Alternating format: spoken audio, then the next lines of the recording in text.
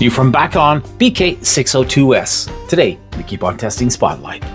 Hey, is it good? Is it reliable? Is it gonna work? Well, guess what? We're gonna find out all these things and more. I'm gonna be testing heat up time, thermal recovery, temperature accuracy, build quality, internal design, and long-term durability.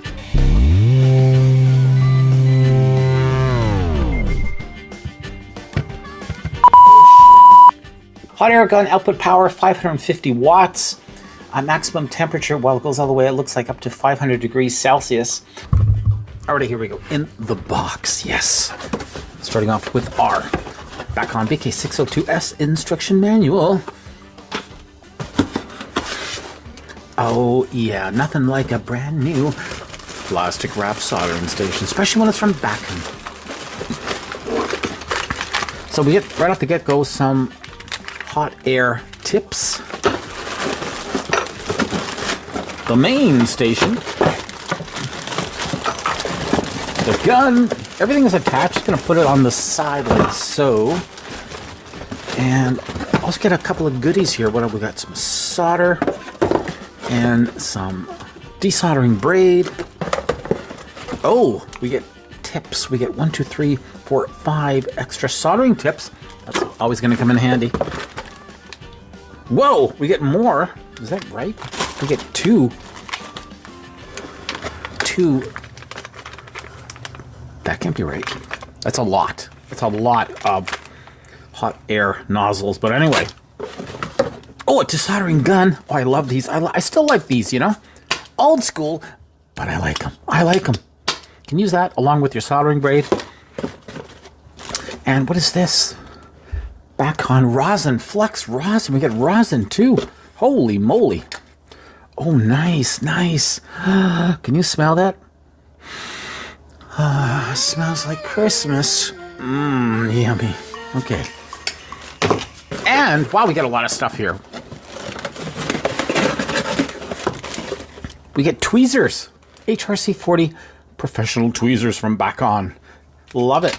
So, quite a lot in that little kit. The unit, we have a really nice storage area for all of those tips. Holds them all nice and secure, so you're not going to be missing them or losing them like I do. By the way, that brass sponge is definitely brass, so sometimes you'll get, you know, sponges that claim to be, but they're actually not. You can just test it with a magnet, but in this case, we're getting the real deal. Nice brass cleaning sponge. I love this for cleaning. Much prefer this. I never use a sponge. I don't like mixing water and you know, steel and whatever. Anyway. So there you saw the insides of the box. Nothing overly fancy. Pretty standard basically at this price range. Iron handle, T12 style tip. Thank goodness they do give us a really good tip. One of these sort of knife style tips. And I really, really like them. I think they're so handy, especially when it comes to SMD soldering. As a footnote, the hot air gun as well as the soldering iron are both permanently attached to the base of the unit. Yes, permanently attached. You cannot take them apart. Well, you can, but there's going to be some desoldering involved. Loving that nice big huge cradle. Look at that. Oh, and this is solid steel as well. One USB port at the very bottom of the unit. USB port puts out 5 volts.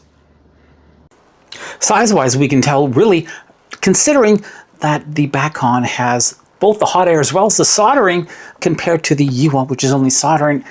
Not much of a difference size-wise, perhaps a little bit more, maybe 20% bigger, but all in all, considering you're getting 2 for 1, I'd say size-wise, it's very competitive. Here's the strong point of the soldering station. Mucho strong point. Look at that display. Clear, crisp, concise. Tells you what the temperature is.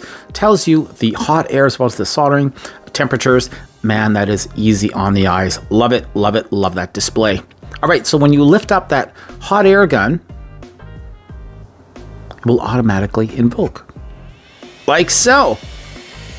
Put it back. And it's automatically going to turn itself off. Nice safety feature. Once again, we have that really nice verbose screen. Check it out. So in a nutshell, we're getting all of our information with one glance. On the far left, we have our soldering.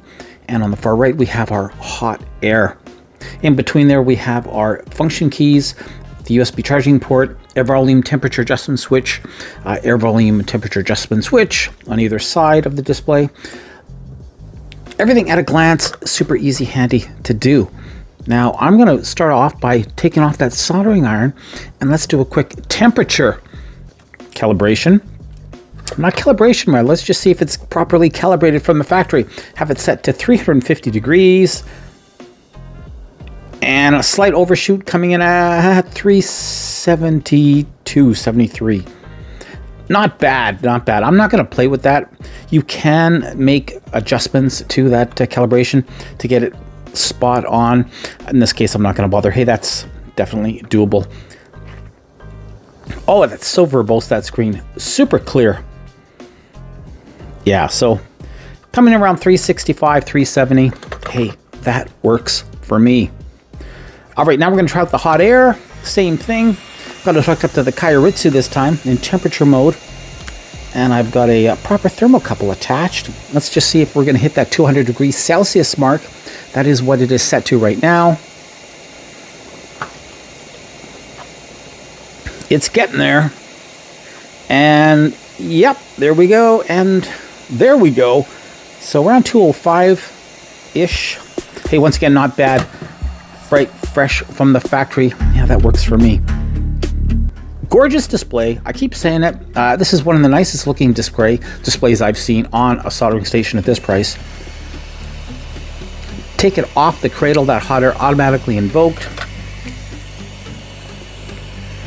And yes, so is that soldering iron. So, you know, technically, theoretically, you could do both at the same time. If you're like an octopus and you want to do some hot air desoldering and some soldering with the soldering iron, you can do them both at the same time. That is neat.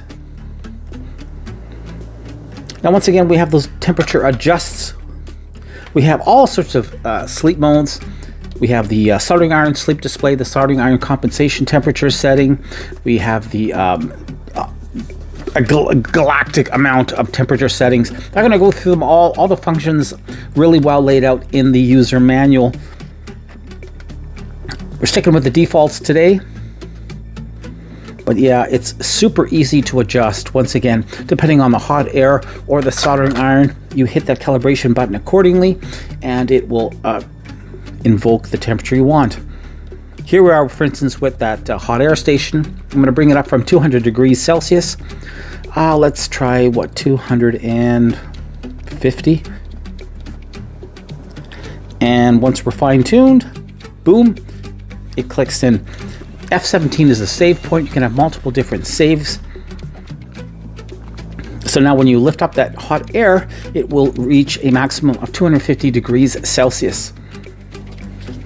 Hey, those 900M series tips, available everywhere. Now with this one, we're getting 5 and that package. But look at me, I got a host of them, right? So yeah, they're all over the place these days. Not that expensive. About 20 bucks for a set of 8 or 9, 10 perhaps. But I really do like that sort of knife tip for this style of station. The 900M tip has a diameter of 6.5 millimeters. So once it's tinned, it's a lot of space to work with, a lot of space. Hey, look at these tweezers it comes with. They're not bad. They're not too shabby. I'm liking. Do a quick little soldering test here. My little demo board. Got some nice stanol on there. Just gonna tag the side of those ICs. This thing just smells like butter. A lot of temperature coming to those tips. No worry about the flow. All really, really nice. Now, ideally, this is not the proper tip for this kind of work. You want something a little finer.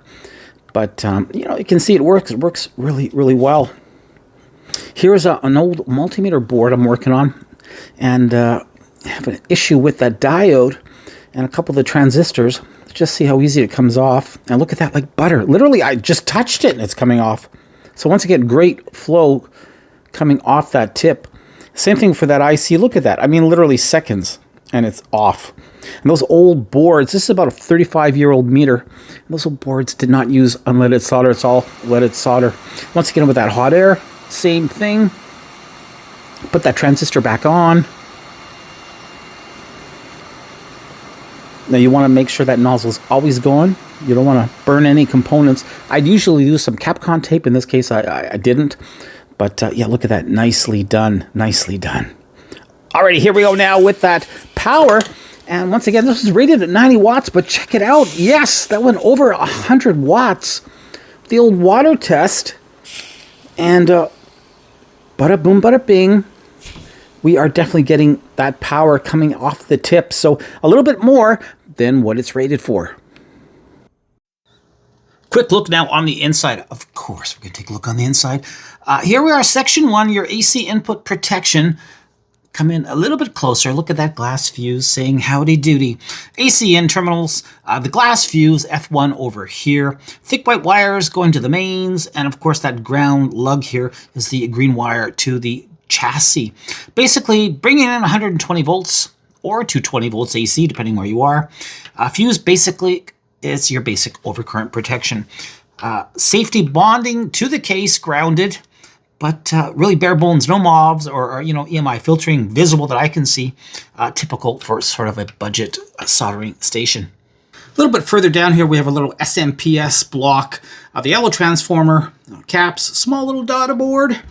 We're looking at a flyback SMPS. Basically, it's converting AC to low voltage DC rails.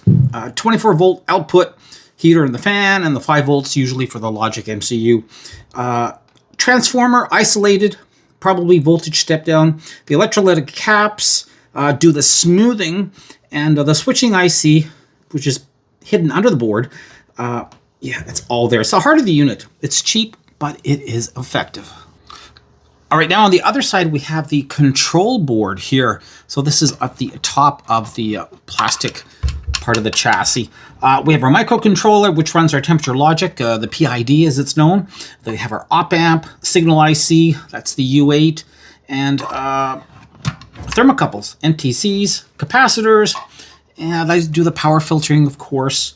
And once again, we have our 110 volt, 220 volt switch. Chances are this is doing a triac-based AC switching for the heating. It's a little bit less expensive than a full DC control, but still it gets the job done. Yeah, so in a nutshell here, we have one output for the soldering iron, the other for the hot air, and fan is likely running on the DC rail. I mean, hey, you know what? In a nutshell, it does the job. It's simple, it's repairable. Something goes wrong down the road, chances are you're going to be able to swap out a part and fix it. The modular PSU and logic board, PID control, good stability, what have you. Do I not like anything? Well, it's not the highest end in terms of overall build, right? Let's face it. We have minimal input filtering, probably no isolation between some of the paths. And the components, yeah, probably not the highest grade capacitors, what have you. But remember, safety-wise, it's definitely going to be safe and it's acceptable. It's not robust, but for the home hobbyist DIY, you're going to be just fine. All right, let's put it back together. Come back with my closing thoughts. Closing thoughts with BaKon BK602S. Oh yes, what a great soldering / hot air station. I mean, here we are, 2-in-1 soldering iron, hot air, rework with a 90 watt iron and a 550 watt hot air gun with adjustable temperatures, PID control, LCD display that is absolutely gorgeous, and it supports 900M series tips, which are cheap to buy, and you can get them by the dozens without spending a lot of money. Hey, I am hooked on this soldering station. It's really good. Not only that, BaKon gave us a pretty cool kit here. We got both the soldering braid, we got a hot air sucker, we have pine. I mean, all in all, just a great package to get you started on your soldering journey. And the fact that it's fully integrated, having both tools run from one base unit is awesome. Quality-wise, what I can see, it is pretty darn good. Front panel has that nice digital display, the independent controls, and everything has worked flawlessly. Super affordable, 2 tools in one. Those 900Ms compatibility-wise are just to die for. Decent power for hobby electronics, and that PID temperature control, hey, it's all you need. Anything bad to say? Well, not really. I mean, the iron isn't as powerful as some of those premium higher-end stations, but then again, you're paying 2-3 times the price. If you're doing SMD rework, PCB repair, I think the BK602S is a great way to get started. For the price, this thing punches way above its weight.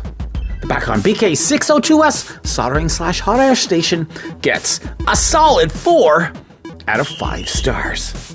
Hey, if you want to see more PCB repair and soldering gear reviews, subscribe, like. I got a lot more tools to tear down, and a heck of a lot more to test. Thanks for watching this review, everybody. Till the next one, keep on testing.